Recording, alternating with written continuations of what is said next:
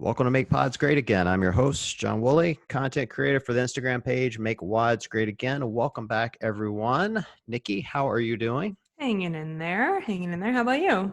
I'm truthfully a little exhausted. I'm 2 days back into Cliffside, and I'm pretty confident the twins tried to kill me today. I'm I'm not surprised. 90 toes to bar and 300 double unders and just a whole bunch of foolishness that someone at my age should not be doing. But proud of you. it's all good. I survived. But tonight we have Easy Muhammad with us. How you doing, Elijah? Yeah, doing well, man. I'm doing good due to the circumstances. Trying to keep my head above water and stay positive in a tough situation. But other than that, it's doing good, man. You know, it is kind of it's been an odd moment for me all day today, you know, under the circumstances in which we have you on the podcast, because I've been such a fan for so long. Like, I've got this excitement to have you on to talk to you about all the amazing CrossFit things you've done.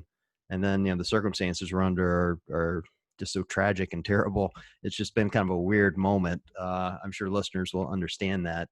So if I fangirl a little from time to time, everyone's going to have to forgive me. But I do want to start by, you know, talking about how we connected and how we got you on the podcast. You know, I was reading, I obviously follow you on Instagram, and for the record, Elijah thinks I'm hysterical. He follows me too. And you had a post the other day that really resonated with me, where you were talking about what if it were me, and, you know, what if you got pulled over by the cops, and, you know, you'd have to ask your wife to record it, and what would you tell your kids? And it was really the part where you're talking about, you know, worrying about your children that resonated with me, because I have kids, and I had a moment in my life a few years ago. The girls and I were big amusement park fans. Like, we love, you know, Disney and all of that. And we were out in PA, and we went to Hershey Park. I don't know if you've ever been there, but it's a fun park. And we'd been there all day long, and we were exhausted. And then we were driving back to the hotel, and I was speeding, and I swerved across 2 lanes to hit the exit like I normally do. And I saw the lights come on behind me, right? So I pull immediately over, and I roll down all 4 windows. My girls are in the back seat, and I always do that. Just, it's dark, and like, I want the cop to be able to see in my car, see who I am. All right. And, you know, there's a lot of traffic. I don't want the guy to worry. And so the guy walks over to my window, and he asks for my driver's license. I hand it to him. He's like, "Where are you going, Mr. Woolley?" And I'm like, you know, going to the hotel. We've been at the amusement park all day. And he's like, "Do you know why I pulled you over?" And I'm like, "Yeah, I was speeding, and I changed 2 lanes really fast." And he's like, "Well, we've got a drunk in this area we're looking for. Have a good night." And then he winked at me, handed me my license, and sent me on my way. And my girls in the back seat, who were really young but have always been, you know, really smart, one of them goes, "What just happened?" And my older daughter goes, "White privilege." That quick, you know. And at the time, we've always kind of joked about that. Like, it's been like kind of this family joke that every time I get pulled over, I get let off. And I've never been outraged until I read your story, because I started thinking, you know, I've never had to tell my daughters to worry about the cops, or to keep your hands on the dash, or something bad could happen, because in the back of my mind, I've always known nothing bad's going to happen to me, you know? Yeah. And so, you know, anyway, my point is, you know, I read your post, and it really resonated with me, because I've kind of lived that way my whole life, and I haven't been outraged. And now I am, mostly at myself, if I'm being honest.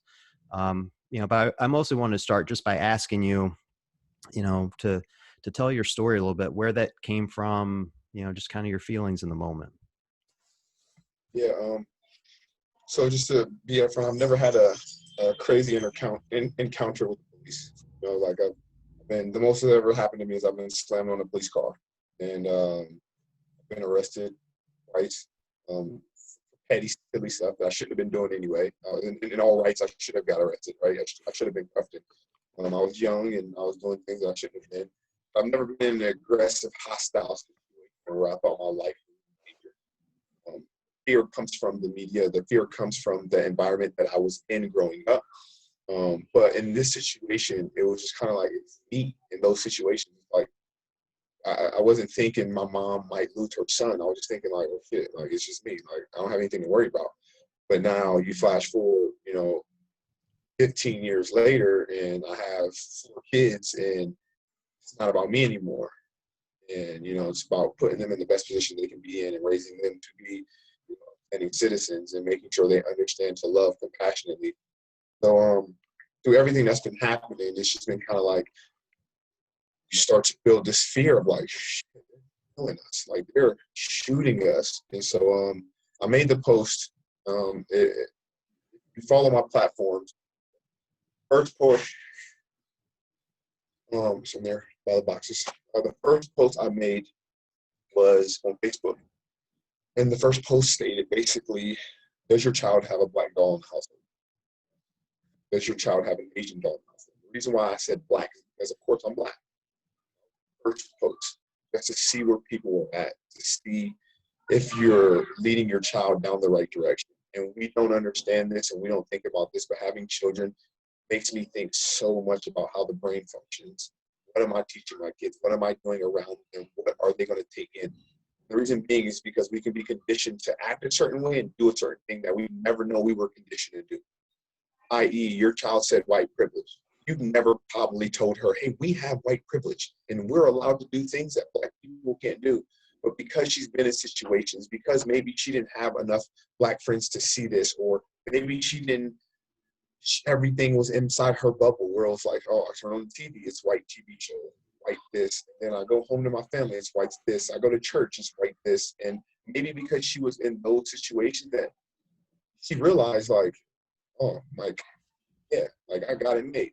Like, but you never did that purposefully. You never did that purposefully to condition her a certain way. You don't know how our children are going to interpret it. It just sucks that I have to talk to my children about really, really tough, touchy situations because we don't know the outcome. So I made the post basically. I was trying to tie into the feelings of people that I know. The only way you become compassionate about something is if you can feel what this person may be feeling or a situation that may cause you to feel a certain way. So I couldn't say, hey, George Floyd was killed. Let's stand up for him, because you don't know him. So you can't tie yourself to him. Your emotions are completely out of the situation. But once I say, hey, what if it was me? What if I went in that store and paid with a $20 bill, got some change from someone else that happened to be a counterfeit, which turned out not to be a counterfeit? Someone called the cops on me. I'm waiting around for the cops to come because I'm confident this money's not fake. And now I'm on the ground with a knee in my neck. And that will change the perspective of how you view something, and it'll tie into your feelings so that you can act with compassion and understand. Getting pulled over by the police is a really, really touchy situation. Once again, I said I've never been pulled over by the police. I've never not pulled over. I've never had a life-threatening encounter. But it was just like, I don't know what's going to happen. And I don't want to condition my children that these are bad. I don't want to condition my children that don't trust these people, right? Because there might be a time when you need them. Like there might be an honest time where you need the police. Mm-hmm. So it's very, very a touchy situation, but I now have to make sure you know the protocols that if Ag gets pulled over, this is what we need to do. This is what we have to do. This is where we stand. And all this week, it's just, and it happens all the time. It's just a lot more vivid this week. I'm driving back and forth to the gym or to get food, and I'm just imagining like, okay, if I get pulled over, is this the right move? Can they take this the wrong way? Or is this gesture right or wrong? Like I've gotten to the point where on my dashboard, my wallet, my license, my registration, every single thing on my dashboard in like a little compartment where it's like, I don't have to reach for anything. Mm-hmm. When I get pulled over, the protocol is stop the car, take your keys out, put them on top of the vehicle, hang your hands out the window or keep them on the steering wheel. Tell my wife, just keep your phone in reach on record and make sure it's on live so that you don't have to worry about like enough storage on my phone or is my phone going to die, like, or whatever. Like get it on live so that it makes sure it records, make sure the storage is there for it to see everything that's going on. Tell the kids not to move. Nobody move. Like you said, all windows get rolled down. Reason being, maybe for you, you wanted the police to see exactly that the car's empty or what's going on. For me, to maybe get a little compassion from this man because my children are here. Almost like using my children as a shield to make sure, like, hey, like, this kid's in the car, like, whatever's about to happen, just think twice maybe. And it's just these protocols that just scare the shit out of you, where it's like, I'm maybe I'm overthinking this, maybe I'm working myself up, but it's like happening so much, it's like, I don't know what else to think. I don't know what else to do. It's like, I just got to make sure that at the end of the day, we get pulled over and we all walk home, we all get home. I made the post because it was just, I'm going to share what's going on in the community. It needs to come from someone that you know, trust, that you follow, that you see regularly, so that you can tie your emotions and feeling into it. And that may change the course for you to follow the path that we're trying to set. Step up and speak on what's going on. It's just it's a level of thinking and precaution that so many of us have never had to go through. And you're absolutely right. Tying it to someone that you know or that you follow, or someone with a presence on social media like you have, it puts it in a new perspective for some people to finally stop and think, what the hell is going on out here? Like, how have we gotten here in 2020, and this is the kind of level of deep thinking that people have to do in order to survive? I don't think you're working yourself up or being overly cautious. I think you have a family and you're just trying to get to another day. It is the most like simple human will to survive, and this is what you have found that you have to, the precautions and levels of precaution you have to take to get there. Like I told my wife the other day I had to pull over and call my wife. I was just like so emotional and so upset. And I was driving and I ran a red light right through it because I was playing these scenarios in my head. And I was so zoned in and so focused on like, this is what we're doing. I ran through a red light. And immediately once I noticed that I got to the red light, the first thing that happened was like, T-boned, or I could have like that. This, like me daydreaming about a scenario almost got me pulled over. I pulled over and I called my wife and I was like, I just need someone to talk to. Get my mind away from, what I'm thinking and stuff like that. And after I was talking to her, I was like, hey, I'm cool now. I'm gonna cut some music on my phone, like a couple blocks away. And I usually take the back roads home when I drive.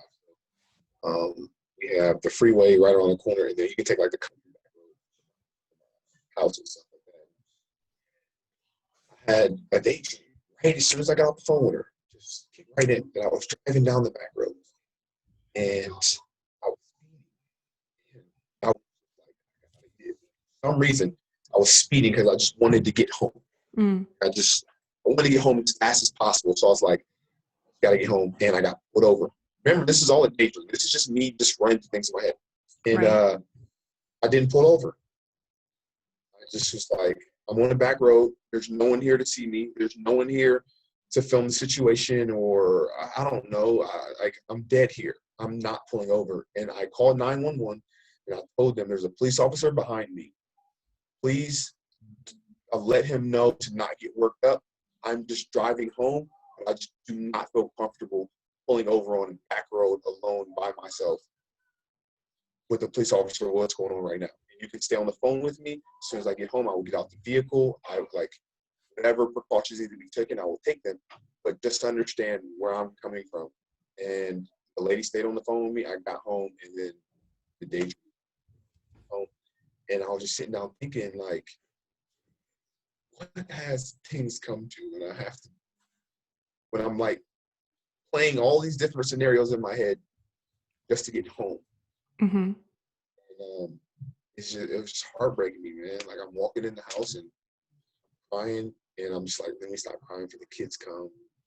Hey, what's wrong, Dad? Or, oh, Dad's crying. And it's just tough.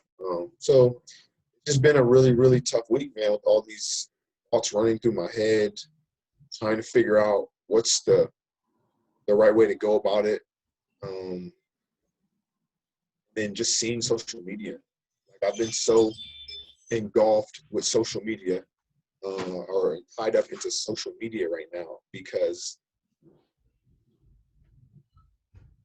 it's like heartbreaking, but it's you need to see it. Mm-hmm. Like you need to see it, and you need to stay the course and be reminded of what's going on. So it's been a rough time. It's been a rough week, man. Yeah, totally. And I feel like made like more impactful and more emotional as well by all of the scenarios happening in all the cities all over the country right now, where people are sort of are taking it to the street, and all sorts of levels of protest from peaceful to violent. I mean, that has to have a huge effect on how you feel in general as well, just given the fact that there's people out there, and we've got like curfews in cities, and some super violent situations, some super peaceful situations that turn violent. I'm just like, I can't even keep up with all the craziness anymore, and I don't know what is even happening. Like how is all of this sort of affecting the way that you're positioning your thoughts and the levels of precaution you're taking? It's rough. I was gonna go protest. I talked to my wife, and she would not let me go down protest. My wife knows I'm a very, very passionate and emotional person, and I was raised with this like zero tolerance of like that, and it comes from growing up where I grew up at, and it was like disrespect someone, you ready to get punched in the face. It's just like, if you are going to talk to someone or talk down someone, you should be prepared to fight. So it allowed me to catch on to it real quick and say, if I don't disrespect you, don't respect me, we have no problem. And so I try to always show the utmost respect for everyone, because in my mind, it's like, that person, if I disrespect them, they might try to kill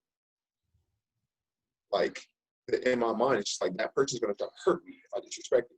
I'm not going to disrespect you in no kind of way. I'm not going to talk to you kind of way. I'm going to think first. I'm going to try to be logical. But then you go into a situation that is already hostile, and either someone disrespects you, and now it's like, okay, I'm going to disrespect you if you're going to disrespect me, or you kind of antagonize the situation because you're enraged. And so my wife's just kind of like, you don't need to be around that.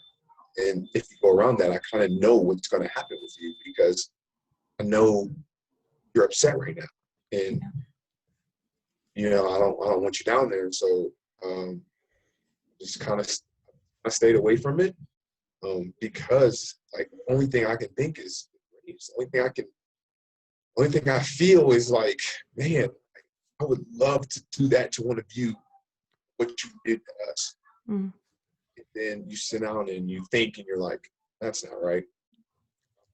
That, or I shouldn't go that route. And so I have enough people around me to logically think. I have a reason to logically think. I have children to logically think and watch my actions and do certain things. But even if I'm in a situation where I'm provoked, it's like, hey, like, I'm not wrong. You started this. So it's just, I'm not going to put myself in this situation or position. It's because I'm so hurt by it, and I grew up with it. It's around me in my neighborhood. Like, the police brutality was there, and you knew it. Whether it happened to you or not, you've seen it happen to friends. You've seen it happen to family. You've seen it happening so much to where you're just like, man, when I get my chance, like I'm a like, and you're just thinking with rage. There's no logic to anything you want to do or how you want to react, and it gets to the point where you kind of block logic. A lot of these people that are looting, and they're blocking logic thinking because they just want to act off their rage and emotions. Right. And rightfully so, right? Like when people are like, stop the looting, it's like, I had said this once, and I didn't post it on social media. I'm going to say it on here, but I said, we built this country once. We can do it again. And I was speaking about Black people. I was speaking for Black people. If you want to loot and riot, no, I'm not with you 100%. I'm not with it. But I do understand why you were doing it. I do understand the rage that you're feeling and that you're trying to let it out. And so if it comes down to it, it's like, we'll build it again. Like, we'll build it the right way this time. We'll reconstruct it the right way. We'll set things up the right way so that there is equality. Mm-hmm. And it hurts and it sucks, but it just is what it is now. I'm honestly at a point where I wouldn't stop it. If I was down there, I wouldn't. I did make a joke. I said, my wife works for Lululemon, and I was like, if I went down there and they started trying to break in Lululemon, I would stop that. That's my wife's happy place. That's up my home. Look, all I'm saying is if you loot Lululemon, I wear large. If you could Right, just pick me right. up a couple of these I'm long a sleeve four. tees. Thanks. It's funny you mentioned that. I was talking to my boss. I have this boss who's really conservative, and he's also very religious. And we were at work together today, and we were talking about this. And we've had looting here in Cleveland. We're under curfew. One of our branches had all the windows smashed in over the weekend. I manage a whole group of branches, and I've closed 4 or 5 of them today because of protests that were happening around the branches, so I could get people home safe. And on the off chance that something happened. And so he said to me, he's like, it's just such an odd time. I just can't believe people are looting and rioting.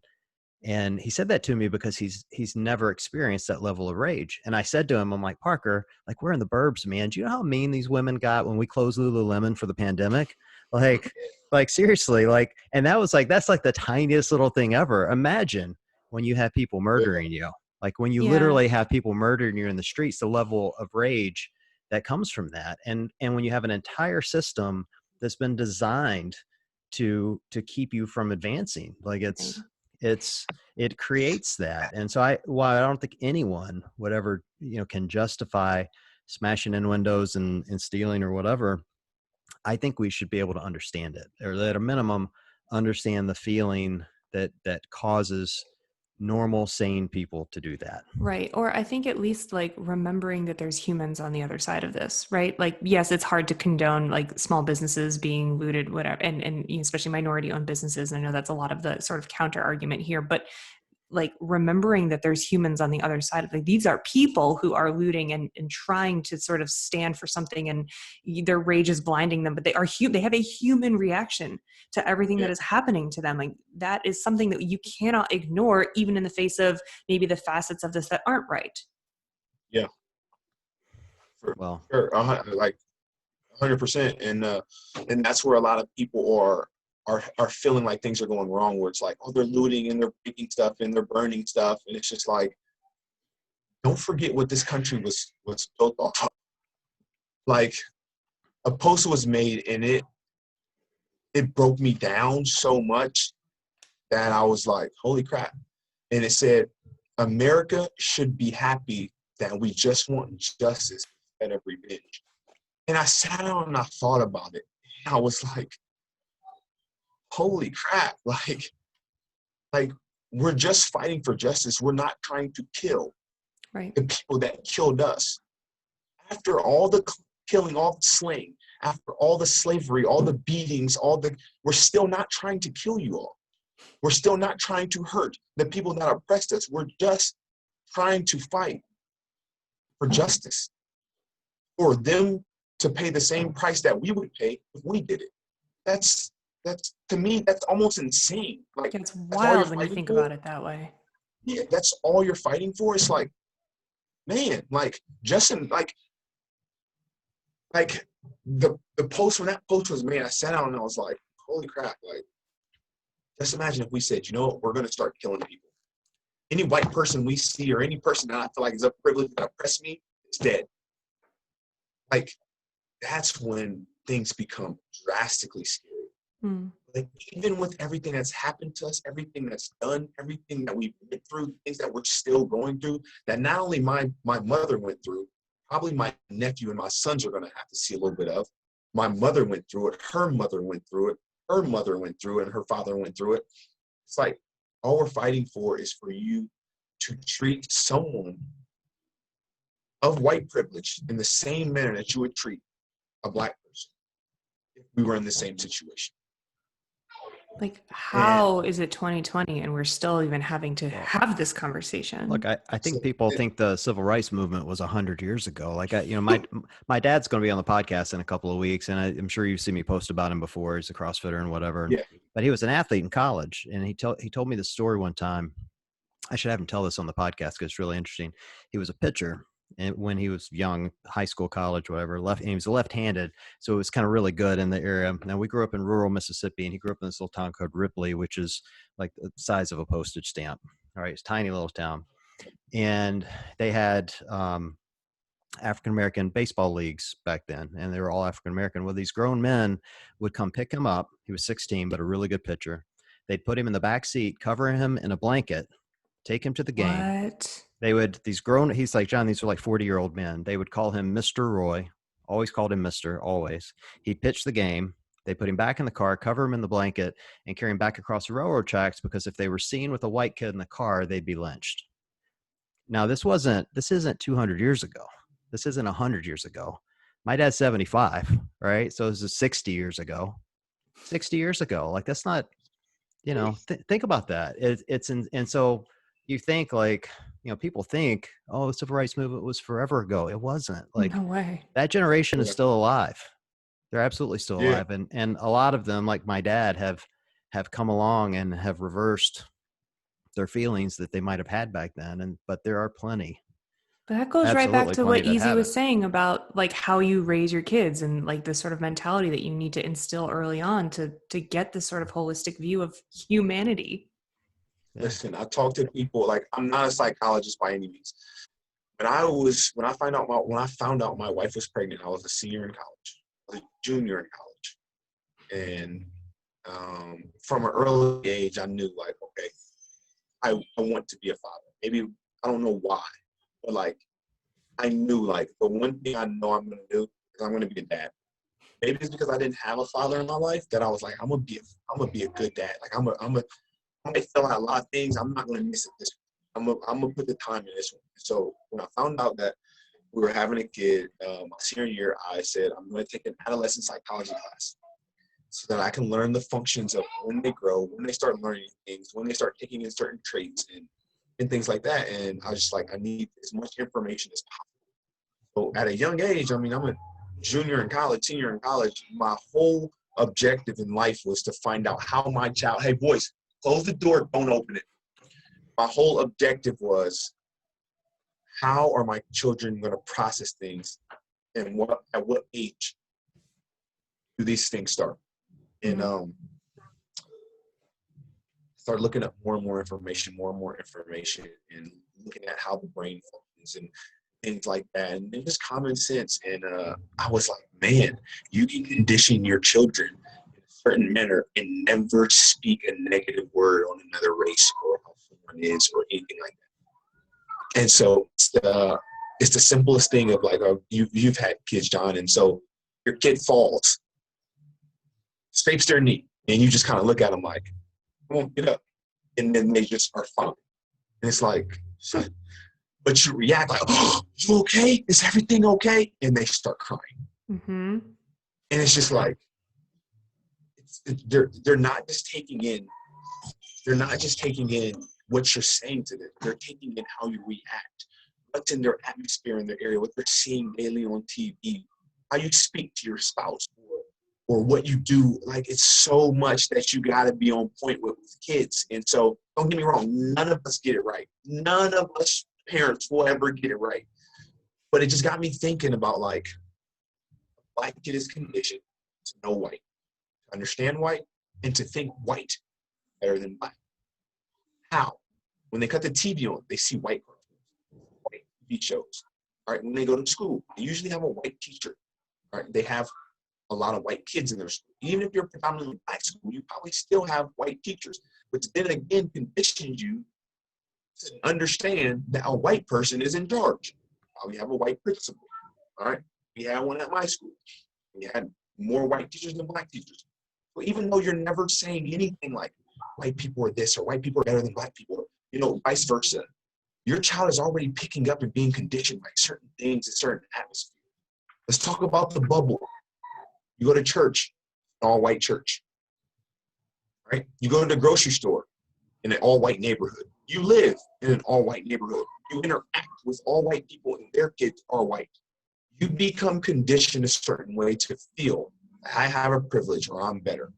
Because when you see a black kid, it's probably not in the setting or scenario that will show you black. Your parents never have done this to you. They never meant to do this to you. They never told you anything like this, but it was already being conditioned. Now that you're older, you now have to deal with the influence of your friends. We all know how that goes. All right. So it's like a black child is already conditioned a certain way, thinking a certain way. If their parents are not in the household trying to empower them and tell them certain things and get them to feel confident about themselves, it's like you're already being conditioned. No one's saying anything to you. No one's saying anything negative to you. So the reason why I speak so much about children and speak so much about things is because it's like that's where it's going to start. We may not see this change in my day and age. But if we start implementing certain things into our children's lives, like one of my members came to me and was like, "Easy, what can I do better? Like, how can I keep my daughter so that she understands?" I was like, "You're half Mexican. Like, your daughter already is in a biracial situation. Like, she has a Caucasian father. You're half Mexican. She is a pure redhead white kid. But like in the household around, she's seeing different things. She's around different things. She comes to the gym every day. The child begged her mom to come see Mr. Easy. Begs her mom, like, "Hey, we gotta go see. Can we go to the gym and see Mr. Easy? It's Sunday. The gym's closed, baby. Well, can we just go to the gym and see Mr. Easy?" It's like he loves being around it. She loves hanging out with my kids. So it's like you just have to try to diversify as much as possible. Oh, and you're not in a position where you can diversify your atmosphere and your surroundings. You then have to do it through television. You have to do it through games. You have to do it through food. You have to do it through so many sources for you to add diversity to your child's life and teach them certain things. And I just feel like people live in their bubbles and never think anything's wrong. And this stuff like this happens, and they can't see the bigger picture. Mm-hmm. They're completely blind to the bigger picture. It's like, okay, like, how are you? You lived in your bubble, your mom lived in her bubble, and now you're raising your child in her bubble. Right. We have to make the change. So the reason why I speak so much of kids is because, one, they take so much in, and two, they're innocent at this. Now they're innocent. And the sucky part is I might have to take my child's innocence. I may have to tell my child, like, "Hey, baby, listen, you can't call the police. Like, I don't know. If the police pull us over, like, like, I'll give you a prime example. If I go in the grocery store and leave my kids in the car, I say, "Hey, Cameron, watch the boys. I'm going to run in the grocery store, grab some stuff real quick. I'm going to run in the gas station and grab some stuff real quick." They know, do not open the car for anyone. And the number one thing I make sure I say every time, not even the police. You may not open the car door. You may not roll the window down. You may not talk to the police if I am outside of this vehicle. Because I don't know what kind of stunt they may pull. I might have been gone for 5 minutes, 2 minutes. I don't know. But I don't know what that turns into. If you open that door and start talking to them, or you allow them to come in and they want to create a scenario that is not what it is. If I get pulled over, you sit in the car, you cut your phone on, you put your hands where they are visible. I tell the boys, you put your heads down. Please don't joke around, don't play, don't jump around. Like, just put your heads down. Put your heads down is because I don't want to tell them what may happen or a situation may occur. I want them to see it. But I don't want to come to them and be like, "Hey, like, don't trust the police. Like, hey, the cops might shoot you, or you're a threat because you're black." That is a very, very, I don't want to do that. Right. Not yet. Yeah. I don't want to do that. Like, I don't want to tell my daughter, like, "Hey, you might marry a outstanding young black man. He is still going to be under constraints. And if he gets pulled over, you might be in fear. You might be scared." I don't want to have that conversation. My daughter, my wife went down to a protest today, and I told my wife, like, as much as I want to introduce her to, like, what's going on in the cause, it's like, I want to strip her. And I don't know how she's going to take what I'm saying. That's the hard part about parenting. No matter what you tell your kids, you don't know how they're going to interpret it. Right. I don't know. I may whoop my kid, he may think I bludgeoned him to death. It's a real shaky situation, right? It's like you got whooped once in your life, but that one whooping may have changed your life forever towards like, my dad beat me when I was a kid. Right. I don't know how you're going to interpret it. So Right. just imagine if I come to you and say, hey, the cops may kill you and you're young. Right. No more playing with guns. No more, I don't want to talk to the police. I'm always just kind of like, hey, get away from me. Like, I don't want to be bothered by you. Put you in a work situation. So it's just a lot of touchy situations if you're logically thinking. And that's just how I am. You know, like I always tell my wife, like, I don't make mistakes. I'm not the one that said, oh man, that was a mistake. I thought about it and I chose to act that way. If I went down to a protest and a riot broke out and I started doing stuff, it wasn't an accident. Oh, I was for sure letting off some steam. And so it's so many touchy situations when you're dealing with kids, but it's like, you gotta inform them, you gotta talk to them. I tell my white friends, and it's been a blessing for me to be around so many white people and Caucasian people in general that have children and interact with their kids, be around their kids, and bring their kids in the same household. You know, even as a child, you have that experience that you hung out with a black kid for months and months and months to years. You're gonna remember that, Right. you know, like you got photos of that. Like I still send my friend photos, and my daughter still talks to her friends in Alabama that she hasn't seen in 3-4 years. Open communication. I make sure through their father, through her father and her mother, that we keep that open communication. So if our kids aren't talking to other African American kids, it's like, well, remember this kid was your best friend when you were young, and you still keep in touch with her, you still talk to her. And it's just trying to educate as many people as possible, like what we actually go through, what we've actually been through, like not even go through what we've been through, because people don't even know.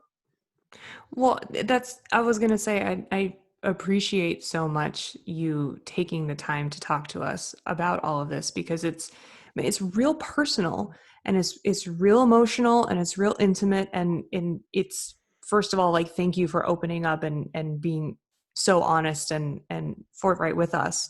But it's a time where we do need to listen to, and not just hear them, but like listen to what people are thinking and what people are feeling. And I think the biggest question that I see so often is from white people or from people who want to be allies, who are like, what can I do? Like, what is the right move for me? And they're afraid to say anything. And silence is not the right answer, but they don't know where to step out because they want to be helpful. But truthfully, some helpful avenues are kind of like helpful in disguise. Like, they're not really what you think they are. So people want to know, like, how do I help without stepping on toes or saying something wrong? And they're too afraid. Just, what do they do? I'm going to use this in a concept that everyone on this platform would understand, because we all probably work out. Snatching and clean and jerking are hard. Snatching is hard. It's the hardest movement that CrossFit has produced, right? But it's the movement that everyone can do. No matter who you are, no matter what you do. You may not be able to do a bar muscle up. We're not going to talk about that. We're not talking about ring muscle up. We're talking about snatching. Every single person can snatch. Every single person can say something. When you first do it, very uncomfortable. I did it wrong. Were my feet landing in the right place? Is the bar in the right place? Did I pull too early? Like all these different scenarios that are involved in the movement that you may not get it right the first time. That's okay. Some people may look at you and walk in your gym and be like, John, what is that guy? What is that guy doing? It's like, just, well, why is he have weight on this barbell? Like, he's not moving right. But you're still doing it. You're still trying. You're still putting forth the effort. Same thing about the cause. It's the same concept. You still have to say something. You have a voice. You have a platform. And what it does is it lets every single person know where you stand. That's what the platform is for. Like, yeah, I sell merchandise and, I do fundraisers and I have sponsors, but the platform is for me to let people know where I stand. You mentioned I am earlier, a Black person. You Go mentioned ahead. you mentioned earlier, Izzy, that you'd spent a lot of time recently, just kind of over the weekend in social, like getting immersed in social media. I think that's the way you worded it. I spent a lot of time this weekend immersed in social media, more than I wanted, if I'm being truthful. Yeah. Um, I saw your feed. I was like, whoo, whoo, whoo. Shots it fired. was not fun. I'm not gonna lie. It was kind of a brutal weekend in that regard. But for me, like looking back on it and spending that much time, like for me, it was the silence from the bulk of the CrossFit community. It wasn't everyone, but it was a lot. Yeah, It was a lot. Like, how did that Yeah. hit? it was. It hit me hard, and truthfully left me incredibly disappointed at how few people, when this all really, I know it didn't just start, but I think you understand my point. Like when momentum started and the riots and the marches and the protests, everyone was silent. And I was like kind of shocked when I spoke up at how much hate came from it within the community, that Oh, this isn't CrossFit. People can, I kept hearing over and over, barbell doesn't care what color you are, everybody can do it. And I'm like, it's not really the point. Well, they Like, were talking about your page, right? Like, John, why are you posting this? This is a CrossFit meme page. yeah, well, I'm not trying to make it about me. I guess for me, it was more about just like the silence from everyone else. And then when I did speak up, I can't tell you how many messages I got that said, just go back to memes, Hmm. which is code for know your place, shut up, get to the back. yeah. And so I guess I'm asking for your perspective, like as you're in social media, does that affect you? Does it disappoint you, piss you off? Like how's your feeling when you're looking at your peers that are staying silent and on the Yeah. sidelines? One, I think you should go back in your feed, screenshot all those people, and create a meme for those people. Amen into that. That's a great idea. Actually, I might do that. Because me and my wife have been screenshotting everyone that has barked the wrong noise. I've been screenshotting. I've been unfollowing people on Facebook, unfollowing people on Instagram. It has been heartbreaking. Now everyone has posted everyone has kind of stepped into the hot spot of, I'm going to post the black square. I'm going to post the Blackout Tuesday, and it was good to see that. It was good to see something. It was good to see everyone doing or posting something, whether it's trendy or anything. It's like, it was good. Here's where it kind of stings. Everyone gets involved with the trends, especially when your sponsors get involved with the trends. Now you feel obligated to do it. Now you feel obligated to say something, right? I'm sponsored by Nike. Nike comes out with something. Now I got to say something. I'm sponsored by Reebok. Reebok said something. Okay, now I got to say something. All right. Oh, we got a trend going. Now I'm going to post with the trend. I did it. You said something. 100%. I'm with it. I thank you for that. But not seeing a lot of CrossFitters post about the situation. You have a platform when you can speak up on something that is unjust. I get it's a tough situation. It's hard to speak up right away. It's hard to find the words to say. You may be enraged yourself at the situation. You might not know what to say, know when to come off of. I get that. I'm not worried about that. Not speaking up at all, or for those of people that are kind of on the fence, you got to say something. Goes back to the snatch analogy. You keep trying. You keep trying. You may not get it right the first time, but you keep trying. You keep doing it. You keep posting. You keep announcing it. The reason being is because, like I said, it lets everyone know where you stand. Your aunts, your uncles, your cousins, your sister, your nephews. It lets everyone in your immediate circle know where you stand, as well as socially, the people that are around you. And if you don't speak up and you don't say something, you are pretty much saying exactly what you shouldn't be saying. Like, this doesn't affect me. This isn't anything to me. And so very, very heartening, because like CrossFit hasn't said anything, as far as I know, CrossFit HQ. And that was, I wrote a whole little thing to, let me make sure my word right. And I basically said their market is not African Americans. They don't market to blacks. They don't lose any money for not talking about Black problems. Here's where the problem lies. If you are a global company and you speak on one case, you must stand up and speak on all. If you step into politics and you start speaking on politics because it's something that strikes you, something that strikes your nerve or bothers you, you need to stand up and speak for all. You need to find the words to say. Reason being is because Black people have been oppressed and broken down for years, whether you want to see it or not. We look up to the Jay-Z's, the Kevin Harts, the Tyler Perrys, the LeBron James. Those people are still in some slight fear, and they have the financial empowerment to say and do what they want pretty much. But they're Black. And being Black alone puts them at a deficit. If you're a global brand and you choose to stand up and speak for all of it. Stand up for all of it. Show that nothing is getting passed without you speaking up and standing for the right side of what's supposed to happen. The reason why I say that is because I use like the LGBT community. When that popped off, CrossFit was all over it. We support them. They are avid believers in CrossFit, and they do this and they do that. And there was all this rant about like, and I was just sitting down like, okay, like, did somebody die or were they just upset? Like, what's going on? And Black people don't do CrossFit now? Like, I'm giving you your time to speak. I'm not mad at CrossFit. You still have time to speak because this isn't slowing down anytime soon. This isn't stopping. I want to let everyone know Black people will still be doing the same thing. If it happens before curfew or after curfew, we're still going to protest. We're still going to stand strong.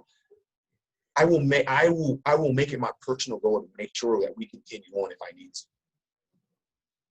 But if you're going to speak up on stuff like that, then this happens, it's just kind of like, that's wrong to me. Now I know exactly where you stand. But like I said, I give them time. I give them time. I give you time to show me where you stand. I give you time to show the world where you stand. There are Black people that do CrossFit. We know this. There are homosexuals that do CrossFit. We know this. There are Asians and Latin Americans and Black and white and Australians and Europeans that do CrossFit. We know this. Once something happens in that community, stand up for them. Because whether you're Black, white, we're all humans. And at this point, for us, speaking of our community, we're all CrossFitters. I think that's where I went wrong, EC. Like I basically posed the question that the affiliates don't care about Black people. They don't care to cater to them or to attract them, you know, and that was the level of hate that I saw coming back, was people saying, well, you know, if they wanted to do it, they would do it. There's plenty of other things they can do. I'm like, well, really? Like think about it. Like, CrossFit is fun. It's engaging. It has an amazing community. People love each other. We do fundraisers when people get sick. Like, it's athletic. Yeah. Like, you're telling me African Americans, they don't like sports? Like, what are you trying to tell? Like, I don't understand. Like, explain to me why me as a 49-year-old white guy love doing this and love competing, but the entirety of the African American community doesn't like it. Like, I'm looking at, and tell me if I'm wrong on this, and I'd really love your perspective, you know, running an affiliate and creating a community. Like, I think we have created an engaging and fun and endearing community that doesn't make it welcoming for African Americans. It's not that we don't welcome them, but if you're the only African American in the group of 30 white people and you do a hero wad once a month in remembrance of a cop that was shot and killed in the line of duty, but at no point do we ever do a civil rights wad or anything that you might resonate with you,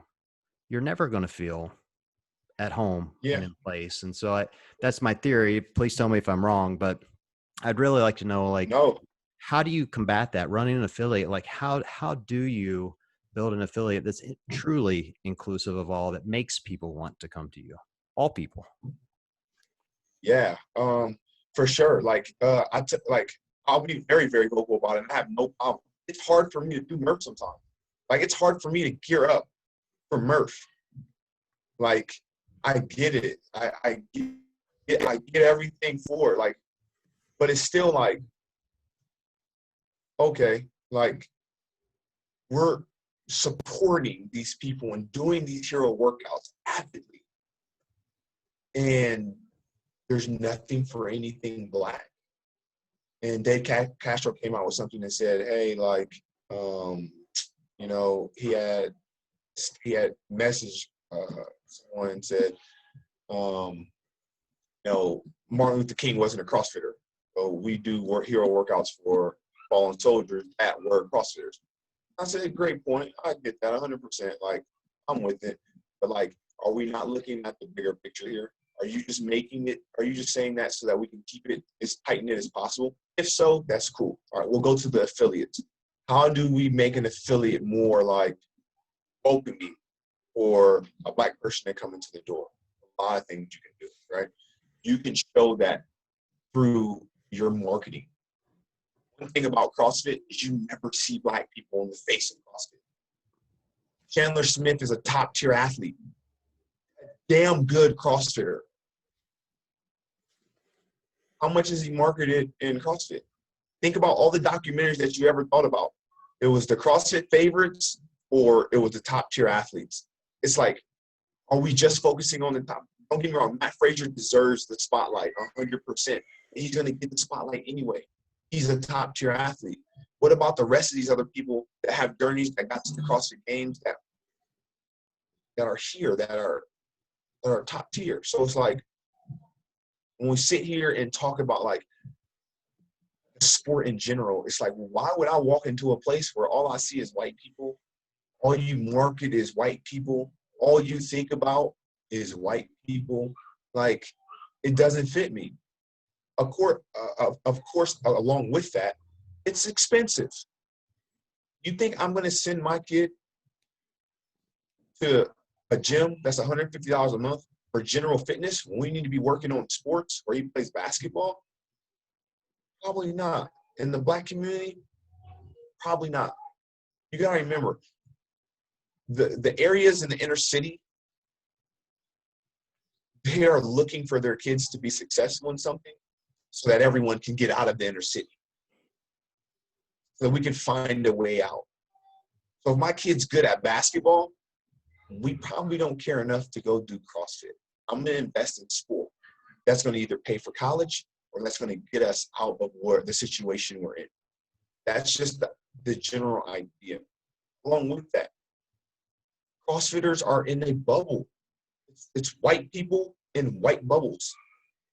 How many CrossFitters go out in black areas or black neighborhoods or interact with African Americans on a daily basis? Maybe one or two of your members. Your owners probably don't. Like, and I'm not saying that for all owners, but I'm just speaking in general. Like, how many times have they been out in a place where it's multiple, it's uncomfortable to be the only white person and go somewhere and there's nothing but these other type of people or these other races? It's like, so they stay in their bubble, and as long as people stay in their bubble, the gyms will never flourish off for diversity, be diverse. Because every time you see CrossFit, you see white.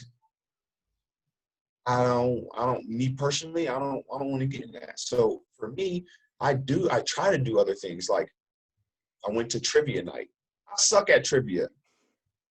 I'm not good at trivia, but trivia might put me around some people that know things that I don't know, information that I don't get. But it just allowed me to interact with different people. I went to the Hispanic night at the food. I used to go to our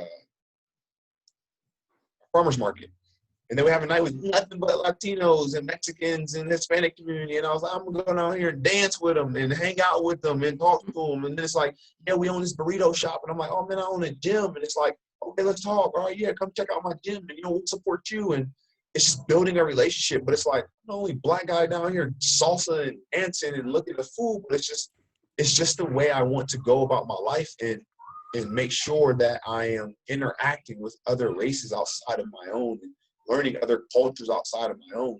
And when you sit down and think about most of the gyms, if they're white owned, they're probably in a bubble. For the ones that have a good demographic of black people, the owners probably know a good demographic of black people. But no, like the first thing I look at when I see CrossFit is Reebok. And the first thing I look at when I see Reebok is a 40-year-old white guy. Like, No offense taken. It's just Right. But it's just to me, it's like a circle of a community of people that are in their bubble that are comfortable. Like, think about it. Like, a lot of people didn't know what to say. They didn't know what to do, even though they knew something was wrong and something was up. They never had to face this. And then you go to a gym, like I said, you go to a gym, it's nothing but you and your white friends. You go to the movies, you invite all your white friends. You have a cookout at home, it's you and your white friends. You go to church, it's you and your white friends. You know, you go to your kid's school, it's all the white teachers and all your friends that are white. It's like you are constantly walking in this bubble of white privilege and you don't even notice it. Like, you don't even take the time to notice it, to say, like, let's do something different. Let's change it up. And I think that's what keeps the gym more like that. Along with that, CrossFit is marketed to the middle-class white person. Like, you know, the first good time for them. The first time I ever got out of the bubble easy, my oldest daughter ran track, and she was in middle school. She was really good. She was a long distance runner. She ran like a 6-minute mile, which is way faster than I run. And she wanted to do AAU. And there's a track team, a Cleveland Track Club here locally. And somebody had asked her to join. So I take her to the first practice, and she is literally the only white kid on the team. I'm the only white parent in the stands, and she's out there running. And one of the moms, like in front of every other parent, turns and goes, "Which kid's yours?" And then like every parent just busted into laughter. You know, I'm like, okay, that's how that feels. All right, that turns out. This is how this is going to go. Yeah. And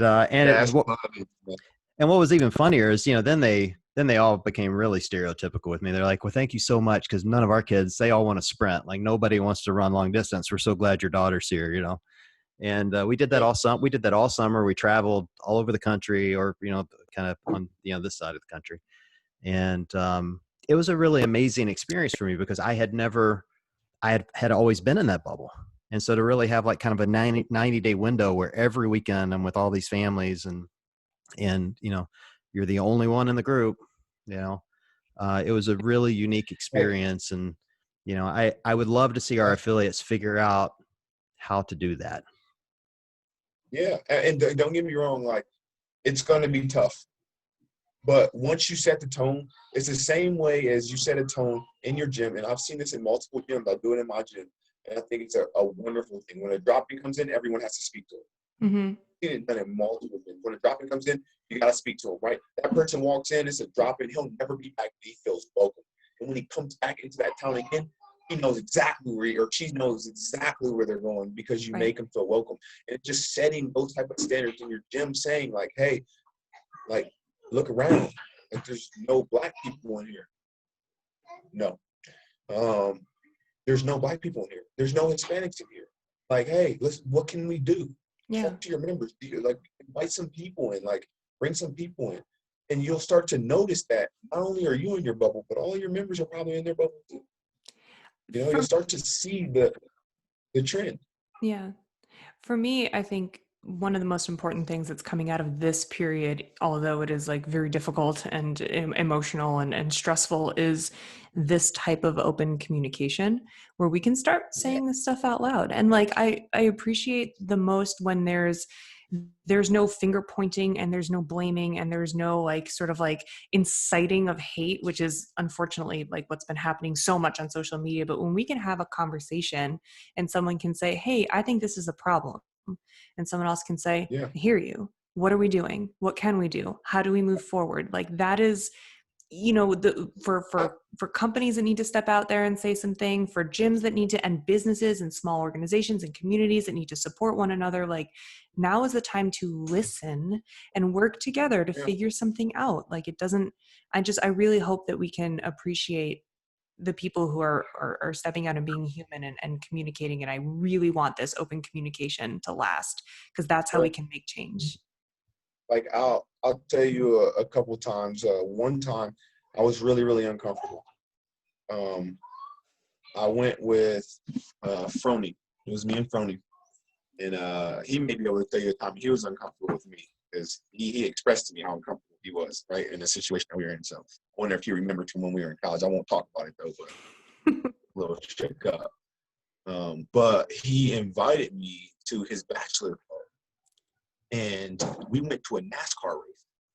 And it was, I'd never been nervous around other people. Like I'm never nervous around all white people. I'm never like, I'm just ready to party. It's new, it's going to be different. Let's embrace it. I was so nervous around all of these white people because I had never been literally surrounded in a place where I don't see anyone my color. Mm. Not only that, but liquor's involved. Everybody's drunk. Sure. Everybody's just talking crazy and doing stuff. And I'm just like, in my mind, I'm just like, so paranoid. Like, I hope someone doesn't like go the wrong way or do something like, and I'm just so worked up. And man, we walked around that place all day, and I tried to never show that I was nervous. I tried to enjoy it. I tried to get into it, but it was just a very, very uncomfortable situation. Mm. There's white people miles and miles around me, and I'm a black person. Why would you invite me to this? But I never voiced that I was uncomfortable. Kind of listened, learned, hung out, saw the way people acted, the atmosphere, what went on, and tried to enjoy myself as much as possible. And it was a good time. But I was super uncomfortable. I was like, and it was an experience I'll never forget. The feeling of like sitting around nothing but white people that are like, not white, like hillbilly, like kind of like, Yeah, you could say it. That's hey, all right. what are you Yeah. doing? You know, like super drunk, like sloppy, like talking crazy, fights breaking out. I'm like, Yikes. why would you invite me here? Like we stayed in a field. We stayed in the field and slept in 2 tents outside, showered with jugs of water, shirts off, musty, working out, and just walking in. Like, it was an experience I'll never forget, but it was so uncomfortable when I first got there. Like, and it's just like, you gotta put yourself in those situations. I never thought I was in harm's way. I was with a friend that I knew cared about me, that wouldn't put me in harm's way, but just wanted to have a good time. And I wanted to show him, like, I'm game to have a good time. But let me invite some of y'all to the clubs I go to. You're going to be like, hey, man, I think it's time to go. I think I'm ready to go. Like, I'm ready to get out of here. Like, you're surrounded. You will be surrounded with nothing but black. Like, and it's just uncomfortable because you're around alcohol and liquor. People moving aggressively, and you can't, like, you don't have any exit. Like, it's just, like, all your instincts start kicking in. You're like, what's going on? But it's like, hey, man, you might have fun. You might enjoy it. It might be a time of your life. It might be something you'll never forget. So the conversations and things like that we're having now, I'm super open to.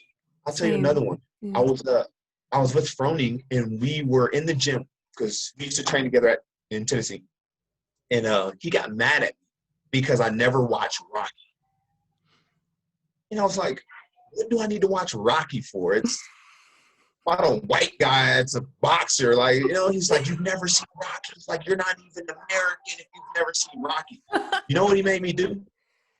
We rode a marathon row and watched all of the Rockies. 1,000-meter splits and watched Rocky. And that was my first time ever watching Rocky. But it was just like, no, I've never watched. Why would I watch Rocky? Have you ever seen some of these black movies I'll name off to you? Probably not. Right. They don't interest you. You're not going to watch them. But it wasn't until that time I was just kind of like, how many great movies am I watching? Am I involving myself in their culture to understand certain things they joke about or say or what they do? And it was just like, I'm not.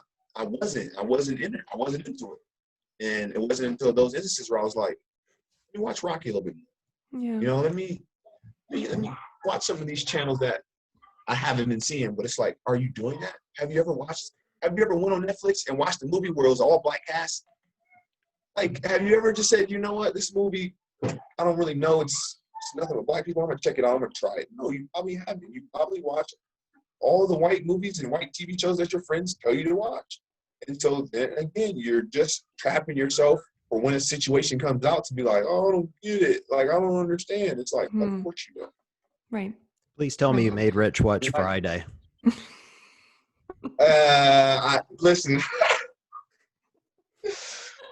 we had the thought where we were going to have a movie night. Me and Rich used to joke a lot about racism because we had an understanding. Like, don't get me wrong, he never like said the N-word or anything, but just general jokes of like stereotypes. Sure. And I would do the same thing about like white people. Like, these are stereotypes, and you know, you hillbilly white people live out in the country, do this and do this, and, you know, like just the basic stuff. And his wife and my wife watched the movie together, and they were like, it just changed their perspective, and they no longer allowed us to interact that way anymore because they thought we were making other people uncomfortable.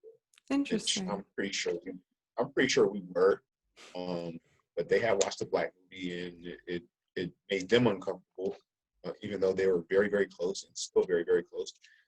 But they were just kind of like, hey, you guys make people feel uncomfortable with the relationship that close that you around about certain things that other people may not be able to say to me or be about. But because our relationship was so close, we could joke about certain things. And after that, it was just like the wives were like, so I kind of just like stopped, and we got a better perspective and understanding of things that we were doing were wrong. Like, in our eyes, it wasn't, but you know, it just wasn't right. So it was just another scenario where his wife opened her mind up. She opened her heart up. She stepped out of her comfort zone. She watched a movie, and it changed her perspective. Yeah. It allowed her to see in a different lens.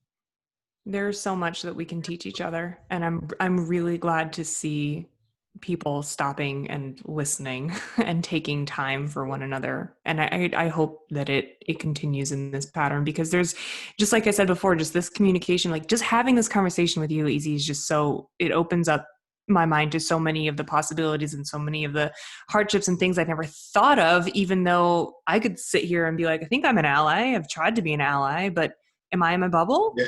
You know, have I had this conversation with anyone before? I don't know, but now I am, and let's keep it going. Yeah, I'm glad you said it, John. Like, it's the thing of people kind of not understanding that yes, you do have a privilege by the color of your skin. Yeah. And that's what we're fighting. That's what we're fighting against. It's like, once you say something, you let everyone know that you stand with me. You let everyone know that you stand for Black people, for humanity itself. And then that trickles to the next person. That trickles to the next person. The next person says, John, I care about you. And if this is what you stand for, you just changed my perspective. Nikki, I care about you. And what you just said changed my perspective. And now it's going to make me think a little bit different and act a little bit different and stand up for the cause. And that is then what makes greater change for us. Right. Well, I really, really appreciate the conversation, Easy. Yeah. This is I think a gigantic help to the community. The only thing you said tonight, though, I do want to correct you on, is that CrossFit doesn't use Chandler Smith for their promos, not because he's Black, but because he has pathetically small calves. They're tiny. Oh, no. He has these tiny little calves, like little stick legs. That's why they don't use them. He just doesn't photograph well. You know? Oh no. They're called jumpers calves. They're higher up on the leg so that the Achilles longer so that I can rebound faster. Yeah, there you go. Well, we just can't see them because like his shorts are too long? Nah, he has little legs. I'm literally going to cut this clip and text it to him later. Oh, dear. Just so he'll know we talked about his leg. We had him on the podcast a while back, and it was literally like an hour of smack talk, just back and forth. It was so much fun. He's the best. Oh, man. Yeah, he's quite a dude. Well, Easy, thank you for coming on. Thank you so much. A gigantic help to the community. We'd love to have you back on so we can talk about CrossFit at some point and the fact that you snatch more than I deadlift. I'd also like to say, when you're talking about everybody can snatch and it really looks bad, Easy's never seen me snatch before. I mean, it probably is the way it looks when I do it, but he hasn't seen it. So he wasn't referring to me. I just need to clarify. So I think that's my favorite analogy that I'm going to take from this whole thing. And if anyone ever has questions, I'm going to be like, well, have you ever snatched with a PVC pipe? So you can make some moves. Yes. There, It's super complicated. It's hard to do. Nobody understands it when they first start doing it. They probably get it wrong 1,000 times, but you keep trying. You keep doing it over and over. Same thing about stepping up. Don't worry about how you look. Don't worry about what the gym is saying about your snatch or if anyone's supporting you.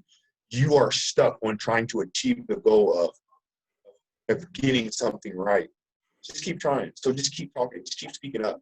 Yeah. The point to get across.